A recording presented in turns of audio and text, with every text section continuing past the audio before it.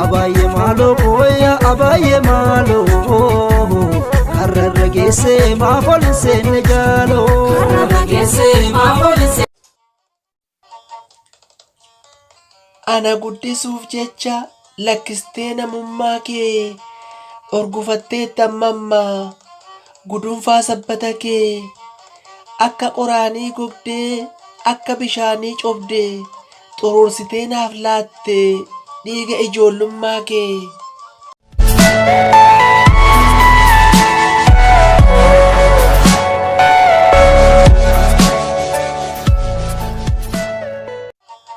Kuulaniin walaloo barreessite utuu hin ergin dura sagalee ishee ol kaastee dubbisuu eegalte. Ana guddisuuf jecha lakkistee namummaa kee orgufattee tammammaa gudunfaa sabbata kee akka qoraanii gogdee akka bishaanii cobdee xuruursitee naaf laatte dhiiga ijoollummaa kee. Kuulaniin kana caalaa dubbisuu hin dandeenye garaatu ishee moga'e. Imimmaan ija ishee lamaan keessaa burqu fuula ishee dhiqaa jira. Maddi isheerra dhangala'aa. Maddiin ishee kun bareedina isheef shoora guddaa qaba. Maddiin ilkaan hidhii fi iji ishee waltumsanii bareedduu ajaa'ibaa ishee godhaniiru. Kuulanii Rabbi ni uume miti ni qinqime malee. Ija ishee keessaa jaalalatu burqa ture. Har'a garuu imimmaantu burqa. Basaastonni Itoophiyaa fi basaastonni biyya Masrii imimmaan ija ishee keessaa jigu kana utuu arganii dhangala'uu qabaa fi dhangala'uu hin qabu irratti wal falmuun isaanii kan oolu fakkaatu. Imimmaan ishee keessaa inni carra qabeessi dhaqee hidhii isheerra bu'a. Hidhii ishee kana gaafa argu dargaggeessa hedduutu hidhii ofii isaa xuuxaa oola. Dhugaa dubbachuuf taanaan kuulaniin mudaa tokko hin qabdu. Baay'ee miidhagduudha. Waaqayyo gaafa ishee uumu gara hidhii afaanii ilkaanii kana irratti sa'aatii baay'ee fixuu hin hafne. Bareeduu isaa qofa miti akkaataan itti waltumsee uumame ajaa'ibuma hojiin Rabbii nama jichisiisa.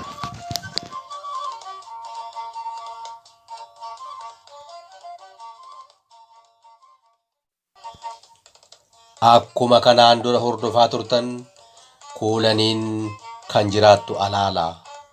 Biyya ishee Oromiyaa irraa fagaattee baargama ceeteetti. Erga biyyaa baates bubbulteetti. Kanaafuu fira aantee miti nama biyya ishee yaaduu eegaltee jirti.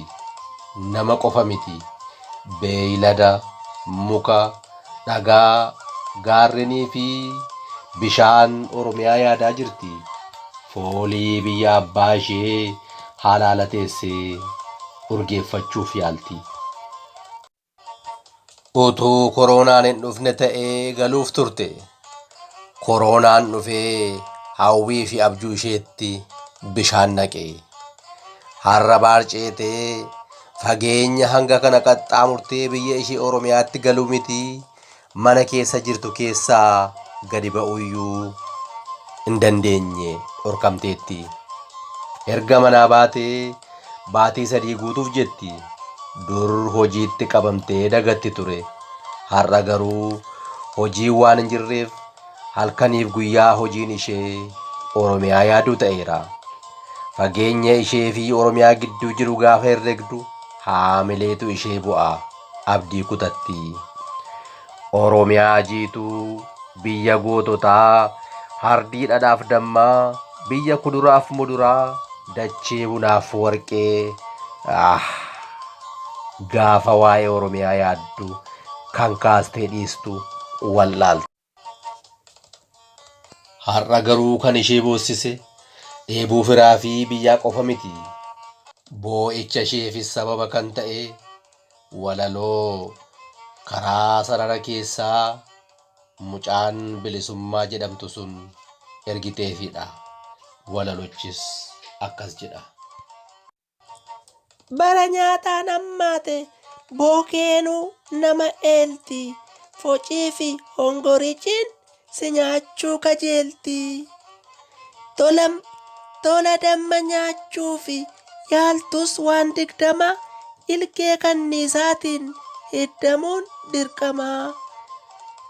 Kan obsa qabutu horsiifata re'ee, kan marabbaa qabutu bilisummaa ce'ee.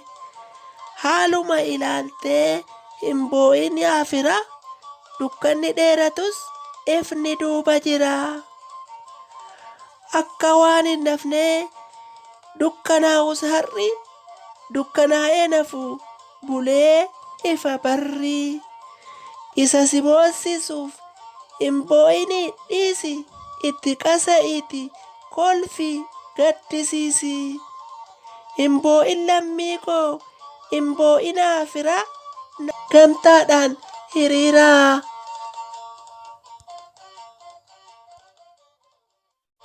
Walaloon kun humna namaa kenna malee nama hin boossisu.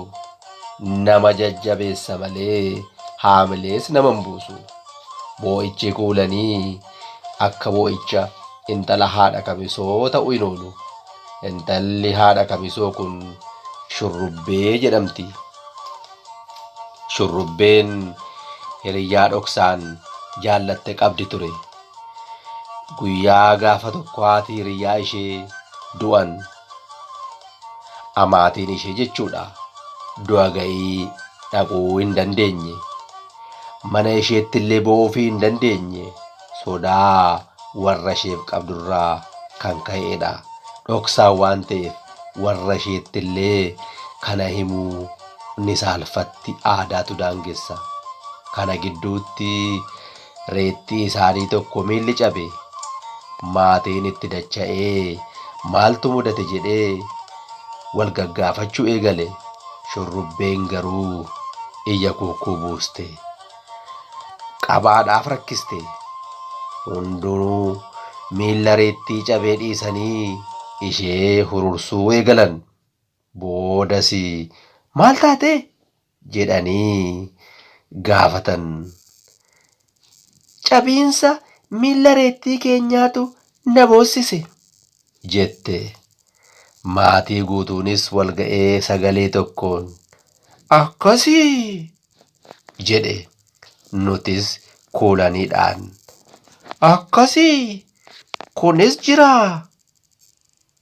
jennu laata. Boo'ichi shurrubbee kun qoosaa fakkaatu malee addunyaan kun akkana.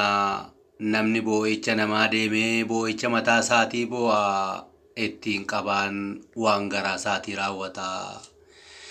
Waan fedheefiyyuu viidiyoo keenya kanatti akka bohaartan ni abdanna.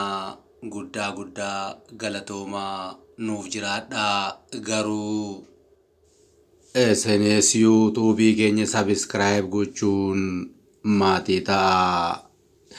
Laayik godhaatii ba'aa.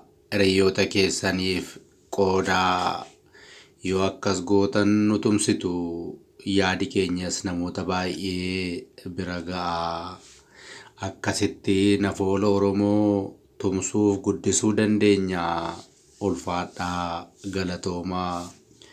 Viidiyoo itti aanuun bor wal agarraa. Agasitti bakka jirtanii fi haala keessa jirtanitti nageenyi keessan dachaan haa baay'atu. Nagaatti.